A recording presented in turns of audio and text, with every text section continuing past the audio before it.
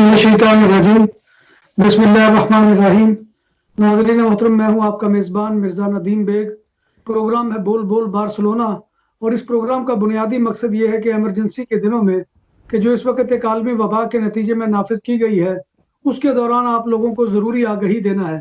आज इस वक्त जो है, आज हम इस मौजू पर बात करेंगे कि आज जो हमारे भाई इस वक्त बहुत ही परेशानियों में दो चार हैं, उसमें सबसे बड़ी परेशानी हमारी होती है, और ये खास तौर पे ओवरसीज पाकिस्तानियों के साथ प्रॉब्लम होती है कि ओवरसीज पाकिस्तानी अपने घर के जो है लोगों की माली मदद करना चाहते हैं।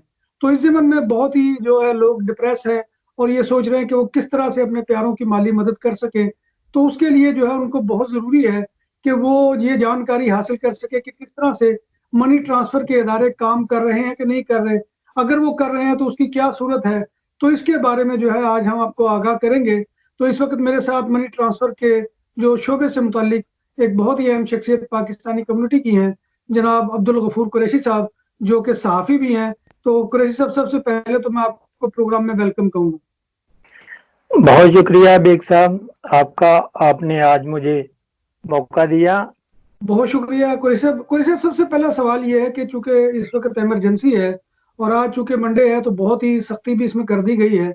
तो आपसे पूछना ये मकसूद है कि क्या इस दौरान भी आपकी जो सर्विस है, आप चूंकि रिया के हवाले से काम करते हैं, और रिया के अलावा भी हमें बताइएगा कि दूसरी जो कंपनियां हैं, क्या उनको भी उनकी भी ये सहूलत जो है इस वक्त लोगों को अवेलेबल है? तो जरा इसके बारे में सबसे पहले बताइए।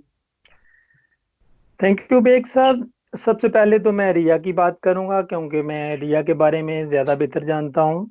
जहां तक रिया की बात है, तो रिया एक ऐसी कंपनी है जो फिनांस के रिलेटेड है, जो पैसे भिजवाती है, चेंज करती है।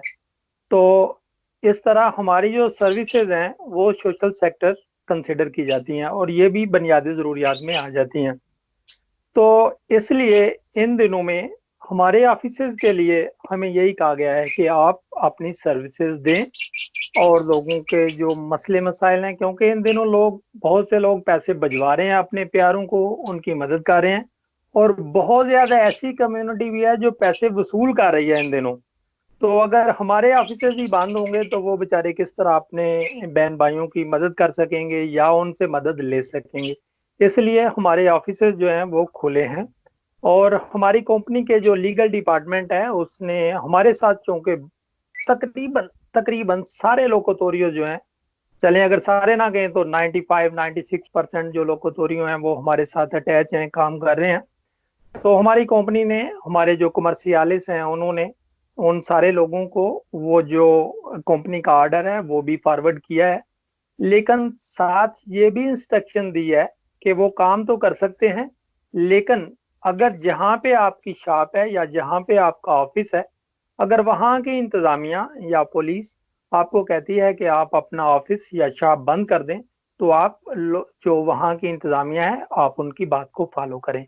लेकिन लीगली हमें ऑफिस खोलने की और काम करने की इजाज़त है, और हमारा ऑफिस जो पैरेलल पे है, या हमारी दूसरी दो ब्रांचेज जो हैं वो रमला पे हैं, जो हमारी अपनी कंपनी की ब्रांचेज हैं, वो काम कर रही हैं। हाँ, इन दिनों हमने अरारियो जो हैं वो कुरतार किए हैं, थोड़े छोटे कर दिए गए हैं, और लेकिन जो है वो हमारे ऑफिसेज खुले हैं।